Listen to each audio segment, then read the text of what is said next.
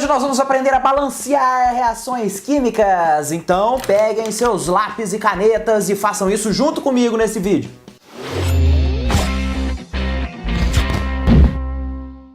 Bom, meus amigos haters, quando a gente fala de balanceamento de equação química, o que isso significa? Bom, analisem a palavra balancear. O que é balancear?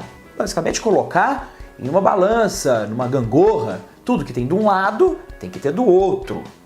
Tudo. Todos os átomos que estão nos reagentes têm que estar presentes também nos produtos. E com isso a gente precisa fazer um certo cálculozinho. Mas não se assustem por hora, vocês vão ver que pode ser bem mais tranquilo do que vocês estão imaginando. Para fazer isso, vocês têm que lembrar de uma lei que a gente falou em alguns vídeos atrás, que se chama Lei da Conservação das Massas. Não é massa de macarrão, de pizza, de nhoque não, tá, gente? São as massas dos compostos químicos que estão envolvidos na reação química que nós vamos ver hoje. Primeiramente, nós vamos começar falando de um método muito famoso em cursinhos, no ensino médio, que se chama método do macho. O que significa esse método do macho? Olhem as iniciais. Macho, M-A-C-H-O. Metal, ametal, carbono, hidrogênio e oxigênio. Isso seria uma ordem já estabelecida para vocês seguirem, balanceando uma reação química, começando pelos metais e, por último, balanceando o oxigênio. Vem aqui comigo agora, vamos fazer isso junto, aqui na mesa, junto comigo. Olha só como é fácil. Galera, essa é uma reação muito conhecida na química, que é a reação ácido-base. O ácido é o ácido clorídrico, a base é o hidróxido de alumínio. Como produtos, eu tenho a formação de sal, esse é um sal chamado cloreto de alumínio, mais a água, que é muito conhecida de todos vocês. Nós vamos seguir então, como falado, o método metal a metal, carbono, hidrogênio, oxigênio, o famoso macho. Bom, primeiramente o metal. Quem temos de metal aqui nessa reação? Quem tiver dúvida é só olhar na tabela periódica. O único metal presente aqui é esse carinha aqui, ó, o alumínio, Al. Esse meu L tá meio esquisito, tá? Mas é um L. O alumínio, quantos estão presentes desse lado aqui? Quantos átomos de alumínio? Um só. Por que eu sei que é um? Porque aqui não tem nenhum número e aqui embaixo dele também não. Esses dois números que nos dizem qual é a quantidade de átomos que eu tenho. Então, quando não tenho nenhum número, é apenas um. E do outro lado, quantos alumínios eu tenho? Bom, eu só tenho alumínio no meu cloreto de alumínio.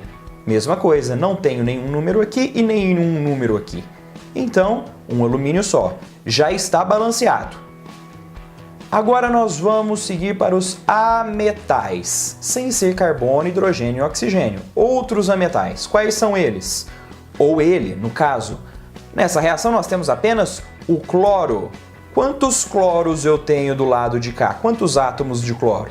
Não é apenas um também? Não tenho nenhum número aqui e não tenho nenhum número na frente do composto como um todo. Então eu tenho apenas um átomo de cloro do lado dos reagentes. E do lado dos produtos, que é o lado de lá da setinha de reação? Olha, eu tenho 3 átomos de cloro aqui. Tem algum número aqui na frente? Não tem nenhum. Então é apenas 3 átomos de cloro.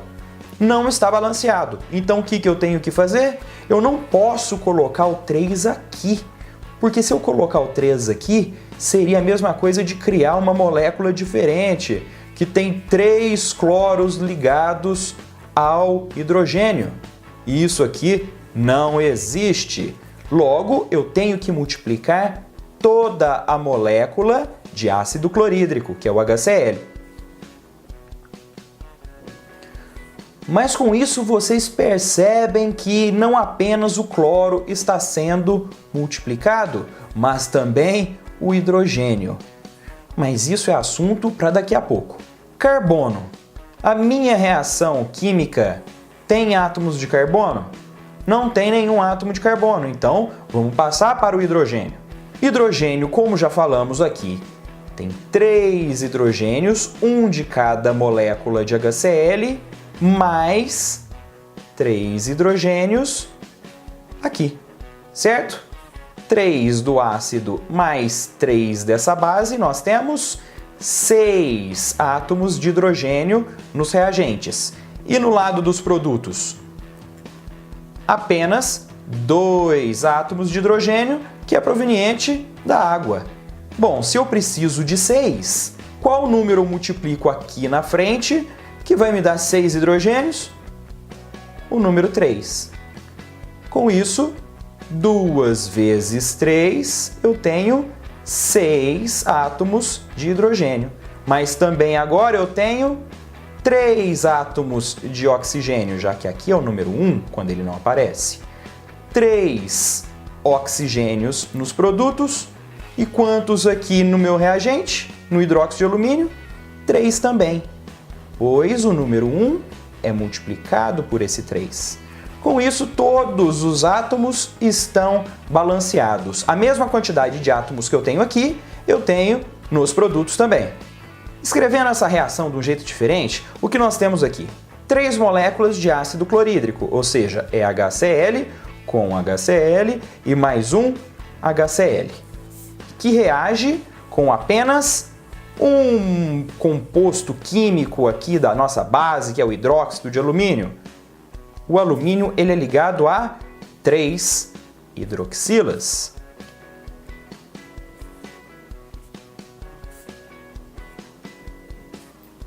Correto? E isso vai formar o quê? Um composto de cloreto de alumínio, que seria mais ou menos essa fórmula estrutural. Não está exato, tá, gente? Porque os ângulos aqui são diferentes. Mais 3 moléculas de H2O.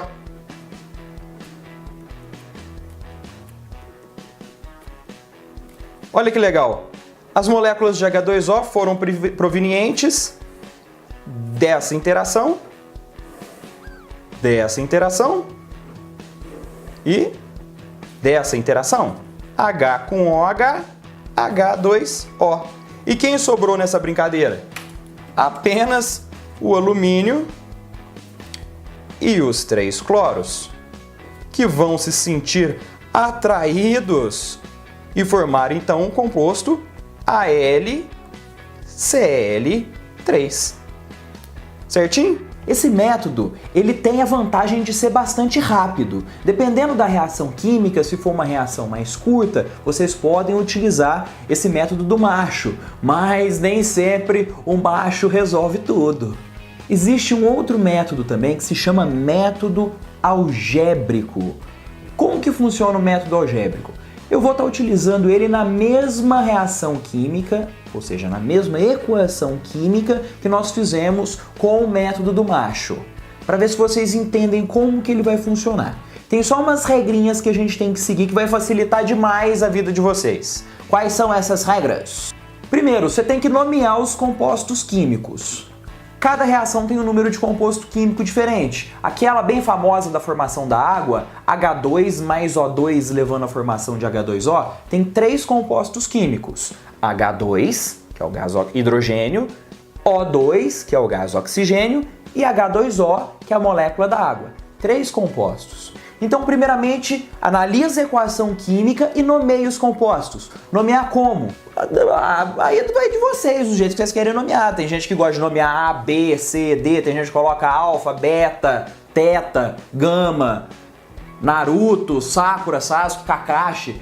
É o jeito que vocês quiserem, coloca o nome que vocês quiserem nos compostos químicos. Depois que vocês colocarem os nomes nos compostos químicos, nós vamos criar umas equaçãozinhas. Essas equações correspondem ao número de átomos que certo tipo de elemento tem naquele composto. Depois vocês vão utilizar o maior número e atribuir a 1. Calma, já vai ficar mais fácil quando vocês estiverem fazendo aqui comigo. Mas lembrem disso, o maior número, o nome que tiver com esse maior número, corresponde a 1. Depois que tiver feito isso, é só resolver as equaçõezinhas, que são bem facinhas de resolver, e, caso necessário, multiplicar todos os coeficientes estequiométricos, que são os números que vocês vão encontrar na frente dos compostos químicos. Mas para que fazer essa multiplicação? Segundo a IUPAC, não é TUPAC, é IUPAC. IUPAC é a sigla para International Union of Pure and Applied Chemistry. Oh, meu Deus, eu não sei inglês, o que isso significa? Significa... União Internacional da Química. Significa União Internacional da Química Pura e Aplicada. É ela que manda na gente, basicamente, nos químicos.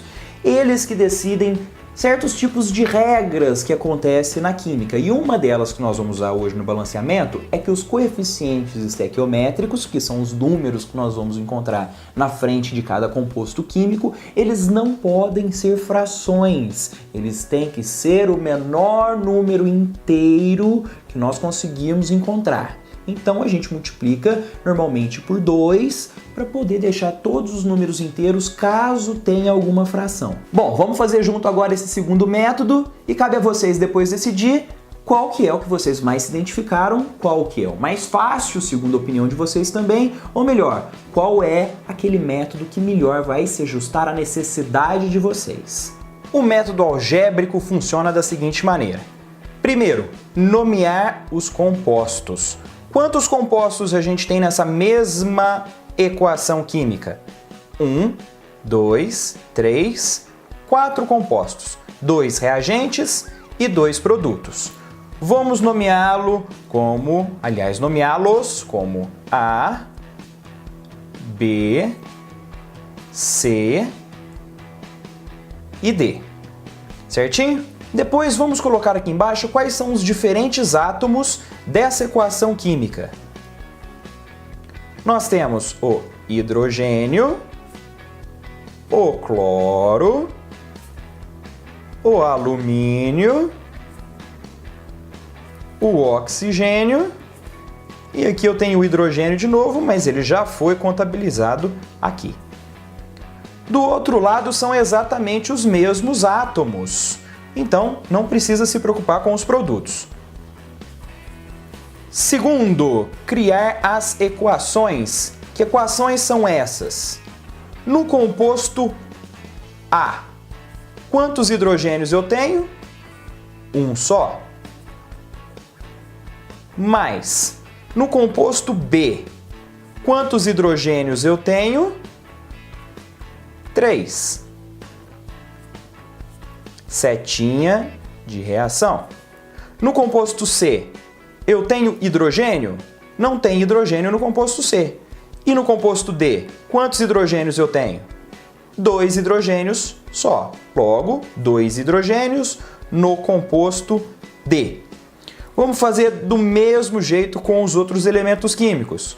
O cloro, eu tenho um cloro no composto A, não tenho cloro no composto B, mas tenho 3 cloros no composto C e não tenho nenhum cloro no composto D.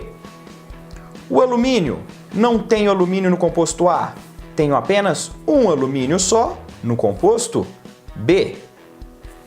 Não tenho, aliás, tenho um alumínio no composto C e não tenho alumínio no composto D. E para finalizar, o oxigênio. O oxigênio não está presente no composto A, mas eu tenho 3 oxigênios no composto B. Setinha de reação. Oxigênio no composto C, não tenho nenhum, mas no composto D eu tenho um oxigênio só. Essas são as nossas equações. Número 3, escolher o maior número. Como assim o maior número? Olhem as equações que nós acabamos de colocar aqui. Essas setinhas, todas elas, são igualdades. Então são equações matemáticas. Nessas equações matemáticas, qual é o maior número que vocês estão vendo? É o número 3. O 3 está tanto com o B quanto com o C. Então pode escolher qualquer um para ser o número 1, ou o B ou o C. Eu vou escolher o B. Logo, achamos que B é igual a 1. Com isso, nós precisamos achar o valor de A, de C e de D. Como vocês vão fazer isso? Resolvendo as equações. Se B é igual a 1, vamos pegar essa equação aqui primeiro. Olha que facinho. B é igual a 1. Logo, D é igual a 3 vezes 1. Então, D é igual a 3. Achamos o D. Vamos partir agora para a reação, aliás, para a equação de cima. B não é igual a 1? C é igual a B. Logo, C também é igual a 1. E por último, qual é o valor de A? Vamos escolher então uma equação que tenha a letra A. Pode ser essa daqui, né? O C eu já sei que corresponde ao número 1. Logo, A é igual a 3 vezes 1. Então, A é igual a 3. Resolvidas as equações, todos os números deram números inteiros, não tivemos frações. Logo, não foi necessário multiplicar por 2. E para finalizar, é só associar o número com os compostos químicos correspondentes. E a equação está balanceada.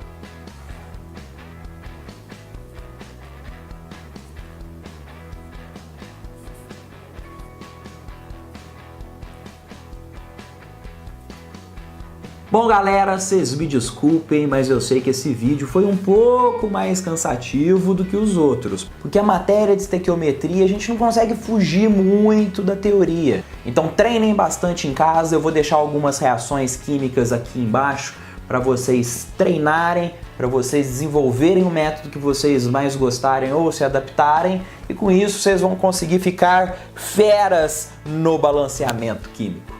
Bom, gente, muito obrigado por ter assistido mais um vídeo do Química para Haters. Se vocês gostaram, coloca o curtir aqui embaixo e compartilhe nosso vídeo para todo mundo ver como que balanceia essas reações químicas tão horríveis assim, certo?